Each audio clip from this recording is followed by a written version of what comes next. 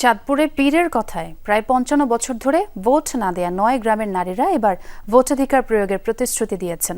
দুপুরে রূপসা দক্ষিণ ইউনিয়নের চরপক্ষিয়া গ্রামে এই নিয়ে এক সচেতনতামূলক সভা হয়।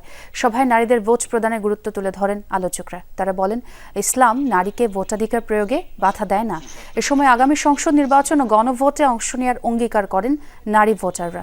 শুধু নিজেরা নয়, অন্য নারীদেরও ভোট কেন্দ্রে আনার আশ্বাস দেন তারা। নারী ভোটাররা জানান, হাট বাজার সহ দৈনন্দিন সব কাজে সমান তালে অংশ নিলেও ভোট দেয়া থেকে বিরত থেকেছেন তারা।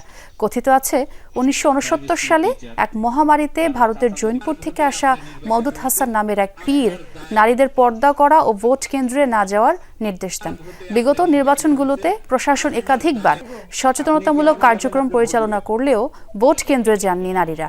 সম্প্রতি এই নিয়ে প্রতিবেদন প্রচার হয় যমুনা টেলিভিশনে। সবাইকে নিজে ভোট দেব এবং সবাইকে ভোট দিতে নিয়ে যাব। অন্যান্য মহিলাদেরকে নিয়ে যাব লগে, কেননা ভোট দেওয়া আমাদের গণতন্ত্রের অধিকার। ওনাদের সাথে নারী ছাড়া পুরুষের কোনো সম্পর্ক বা যেটা টাচ যদি বডি টাচ সেটা থাকবে না। ওনারা আমাকে কথা দিয়েছে এবং আমি বলবো যে বিগত সময়ের যে ইতিহাস এটা আমরা পরিবর্তন করতে পারবো। আজকে সেটা শুরু হলো।